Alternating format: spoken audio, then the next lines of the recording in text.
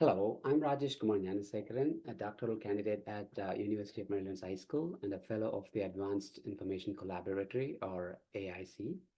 Today, I'm excited to share insights from our latest research titled Conversing with the Past Through Legacy of Slavery Records using OpenAI's GPT-3 large language models.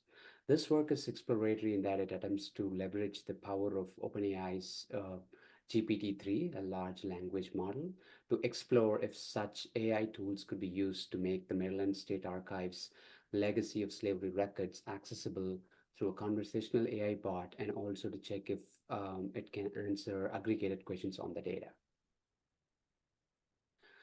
As we may already know, in recent years, the archival sciences field has grappled with the challenge of managing processing workloads and enhancing access to cultural records, particularly under the pressure of rapid digitization without having the processing infrastructure in place.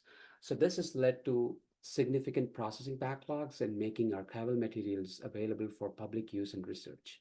As federal agencies such as the United States National Archives and Records Administration, or NARA, are planning an even greater all-digital records future, there is a critical need to strengthen digital and computational literacy and training for future librarians, archivists, and practitioners.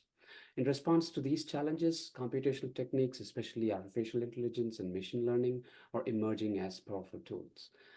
In AIC's prior work in collaboration with NARA, we used AI for automated sensitivity review, particularly in projects like the World War II Japanese American incarceration records, where balancing privacy with access was a crucial task. At this juncture, the importance of computational archival science, or CAS, which integrates computational and archival theories and methods, is to be noted. It aims to improve efficiency and precision in archival processes and supports engagement with archival material. This emerging field tackles challenges posed by the diverse forms of born digital records and the evolving ways researchers and the public interact with archival materials. To further this integration, I've been part of the 2020 AIC initiative.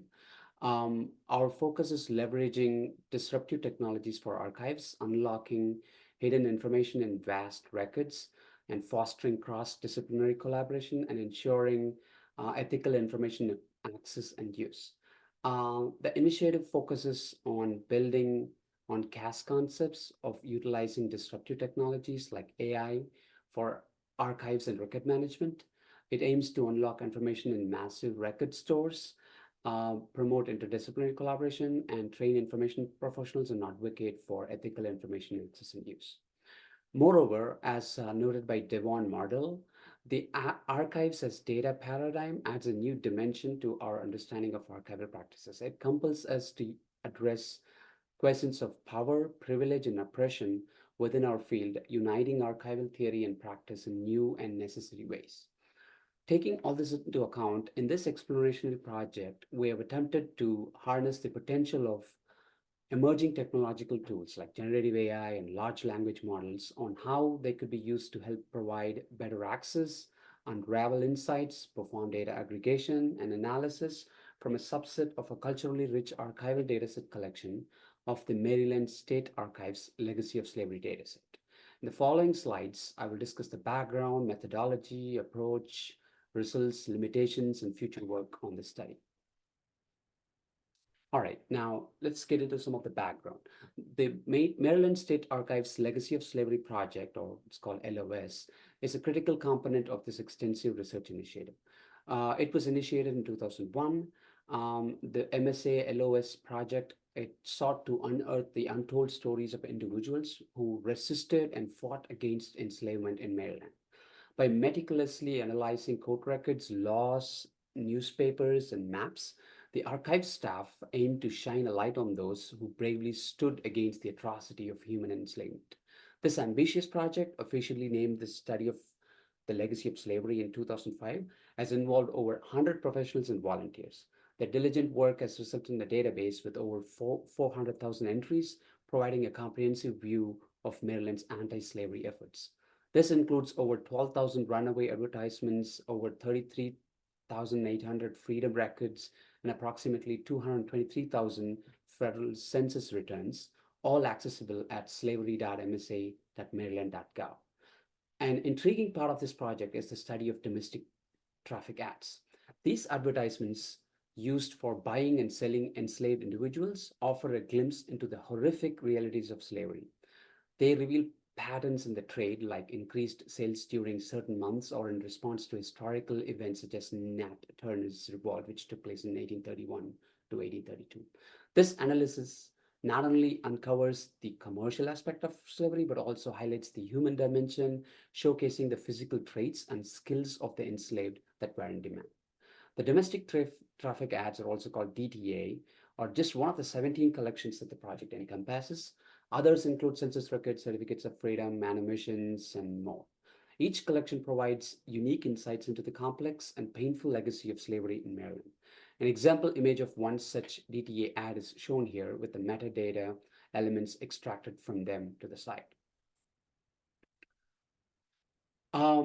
Through partnerships with academic institutions, including the AIC, the MSA has embraced data science and AI to deepen its research, demonstrating how technology can aid in understanding and presenting historical truths. The partnership between MSA and AIC has been going on for years. I think it's about 7 years now. And there have been several computational treatments and case studies performed on the dataset collections, which I just mentioned earlier. These case studies demonstrate the value of visualizing and interacting with historical data at scale and open possibilities to view the historical record through the lens of better representation of persons and events that tend to be marginalized or erased in the records, and enhancing the recovery of heritage hidden in records of enslavement. With support from the MSA to explore the DTA dataset using the LLMs, we set ourselves to find answers for the research question shown here, which is basically to identify if there are any potential benefits or challenges on utilizing large language models such as OpenAI's GPT-3 to develop a tailored conversational chatbot, which is capable of performing data aggregation on a structured dataset like the domestic traffic ads dataset, and also allow users to ask questions on the aggregated data.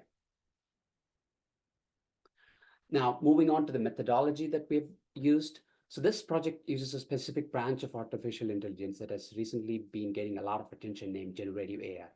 As its name implies, it's a cutting-edge area in machine learning that focuses on creating new data instances that closely resemble original data by identifying and leveraging patterns with the training data set.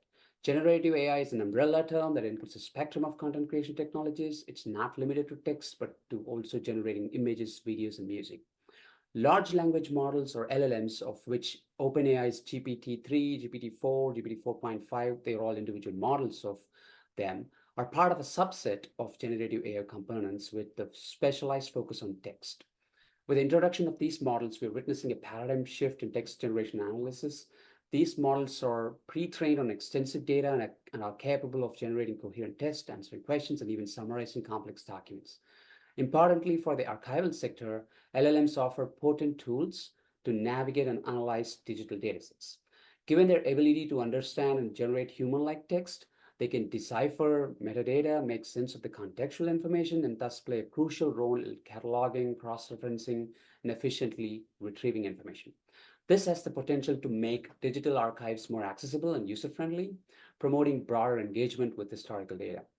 This is precisely what this project is aimed at experimenting, with the creation of a conversational chatbot for interested users to engage in conversing with the MSA's domestic traffic ads digitized dataset content. Utilizing an LLM like GPT-3 for data analysis of the DTA dataset presents many benefits. For example, using a method called retrieval augmented generation, or RAG, we could augment the pre-trained knowledge gained by GPT to include external data sources such as DTA's cleaned metadata in combination with the critical portion of the digitized text from optical character recognized output of the physical ads, thus expanding the scope of potential queries and analysis, opening new avenues for historical understanding.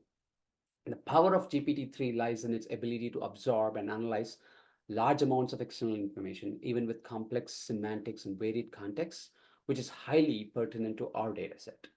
Another critical characteristics of GPT-3 LLM is the ability for it to be tuned so that it can limit its knowledge base to just the external data source, thereby preventing it from exhibiting hallucinations by its pre-trained data from the commonly available sources. This characteristic enables it to learn from the unique linguistic structure and terminology in the advertisements, for example, and subsequently provide insightful outputs.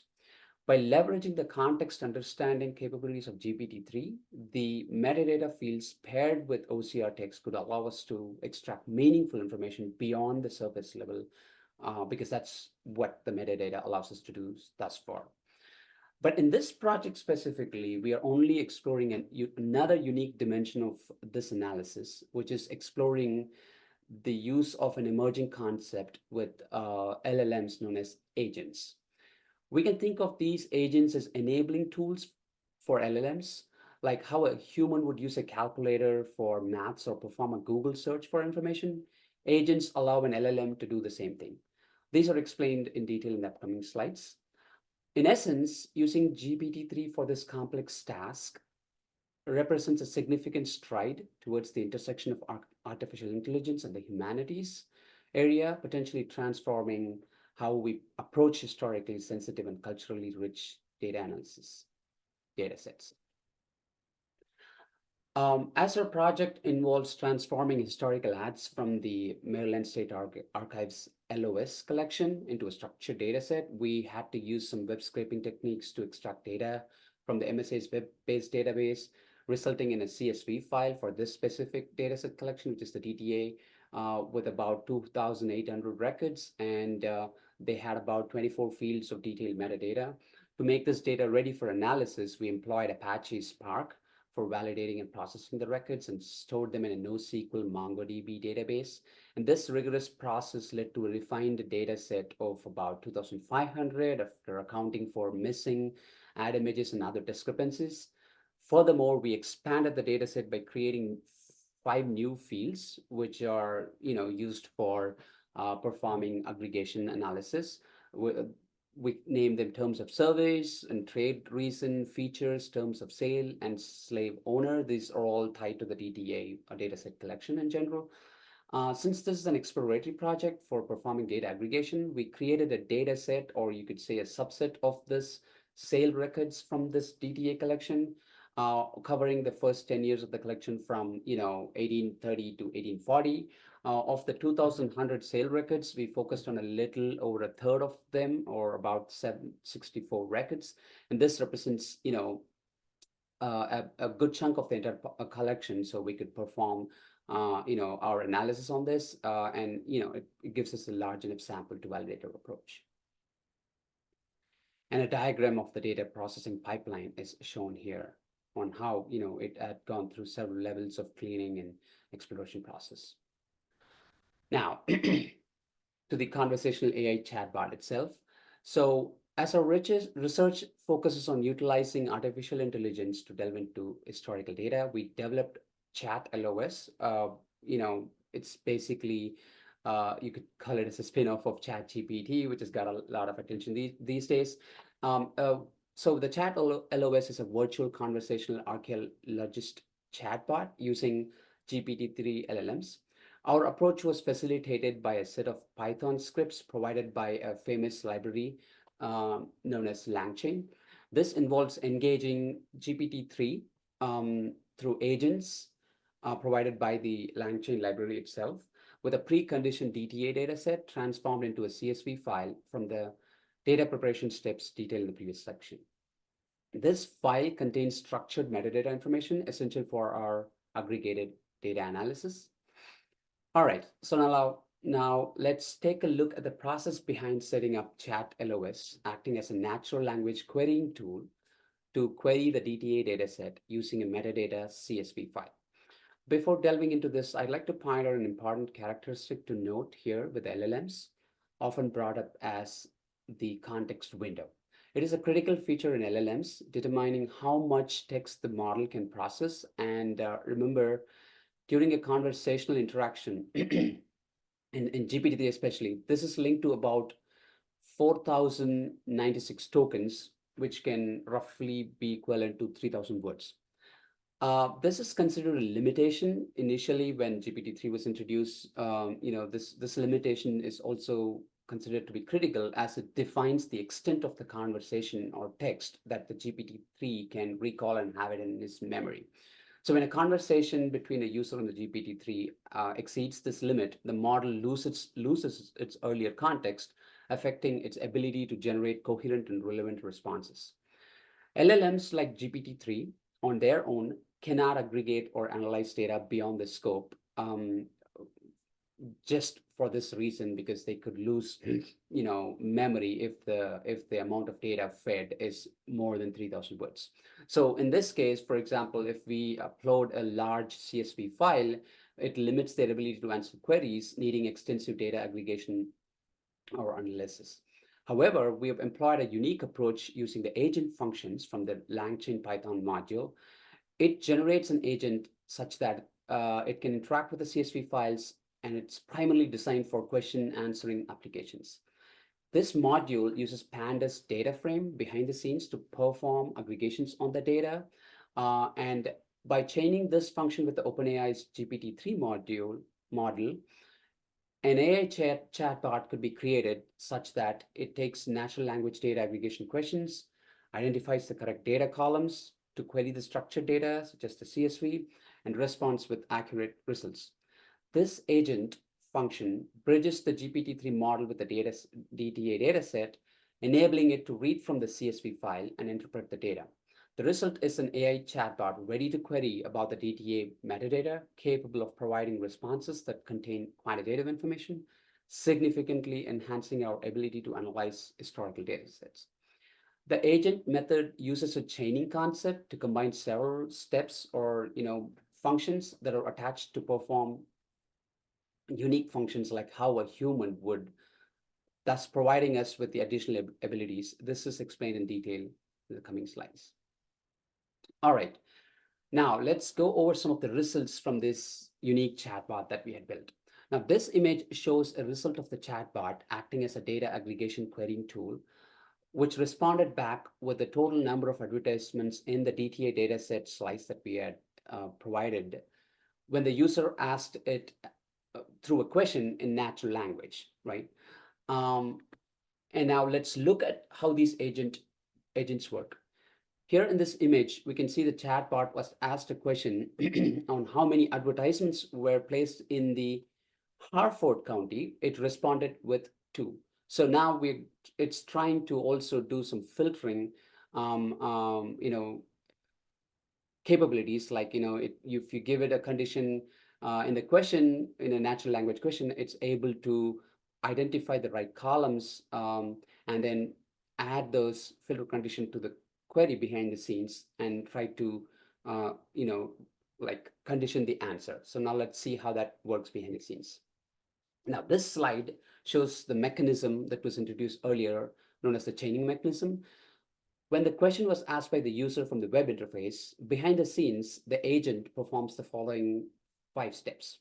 The steps performed by the agent stands as a testimony to the importance of what's called as prompting in LLM world. This is how LLMs are given a question with proper forming of words in whatever language they are able to respond or accept the questions in. So it can be seen that for an input question by the user, the CSV agent reframes the question to what's called as a thought prompt and feeds that into an appropriate format to the underlying GPT-3 model. So the first step here is the thought prompt, which is the reframed prompt from the question asked by the original user to ChatLoS. Now the second step is the action, which is taken by the agent to resolve the prompt by converting the input data set into a Python data frame for performing aggregation. This is the most critical step in the whole process. Now, the third step is the action input, which is based on the thought prompt. So the agent finds the best possible columns to perform aggregation queries in Python code from the imported DTA CSV file. And a Python code is then executed. For this example, as shown here, with county is equal to Hartford. Now, this code filters the data frame based on the condition and returns the number of rows in the resulting filtered data frame. Now, the fourth step is the observation step, which is the result of executing the code, and it's provided as an observation, which states that the output is, the number of records filtered for that county. In this case, it's 2. Now, this suggests that after applying the filter, there are 2 rows in the data frame where the county is Hartford. The final step is the control passing back to the thought step, confirming if there was a correct observation made. And in this case, there was, and the message to the user is drafted in an appropriate natural language and passed back, as we saw earlier.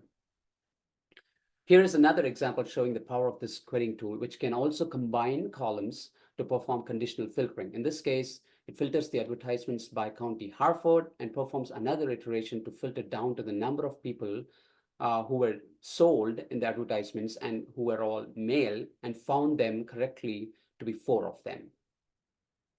That is shown right here, because this is the actual output from the CSV which was filtered. And this image shows the rows filtered, and then the bot was able to identify the correct number of advertisements and also the number of people.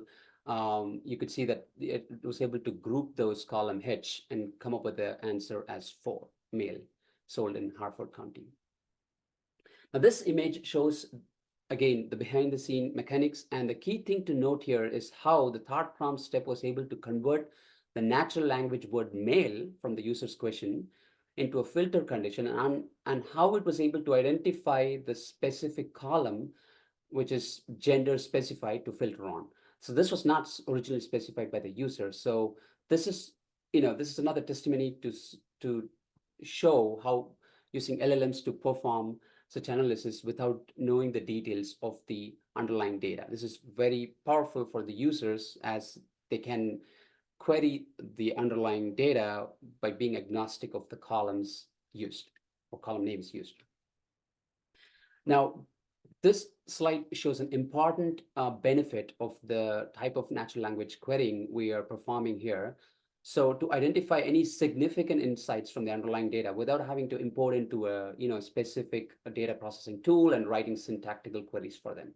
In this slide, we can see that a question was asked about the number of DTA ads that were placed in the years between 1830 and 1835 to get an idea if they're, what are the patterns of the ads, placed. These are all sale ads, remember, and how that could have impacted, the numbers could have been impacted by the Nat Turner revolution that happened, in 1831 to 1832. The bot was able to perform a group by function on the records and provide us with a result, which in fact shows that there were increased ads placed from 1831 to 32, showing a possible correlation between the slave owners selling their enslaved people due to the revolution or something, to that tune, so that it could be looked into for future analysis. Now, this is a powerful example which would have required knowledge of the underlying data, and proves that our exploratory research yielded results that could be used for further research. From the above examples, it's very clear that ChatLoS was able to produce aggregate data results by querying the underlying CSV dataset in a manner that any sophisticated data exploration querying tools could do, and in fact even better than them, in that these tools need the user to be not aware of the column names and the characteristics. And ChatLoS abstracts this information from the users and keeps it agnostic, like I said earlier. Now, this slide shows the behind the steps scene, as we've seen with the other slides. Now, the limitations and the future work. So, as noted earlier, in our project, we developed a contextually aware chatbot called ChatLoS using GPT-3. Despite its advanced capabilities, GPT-3 has a context window limitation, and it can only store about 3,000 words in its memory during an interaction. Now, this limitation is evident in its responses and must be considered when we are analyzing outputs.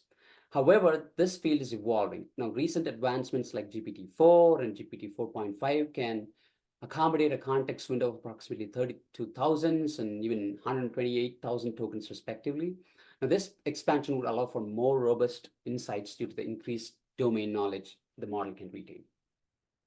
Another significant point to take into consideration is that the generative AI, including LLMs like GPT-3, although they hold great promise for transforming how we manage and interpret historical data, it's vital to use these tools ethically and responsibly.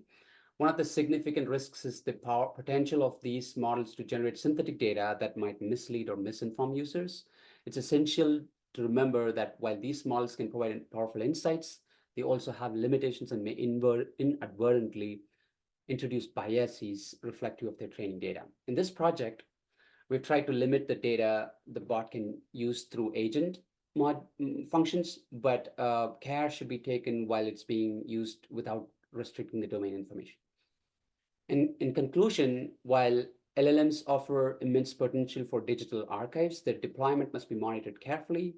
We must ensure their use is ethical, responsible, and conscious of potential biases to fully realize their transformative capabilities. I think that's the end of my presentation. Thank you all for listening. And I'm ready to take any of your questions. Thank you.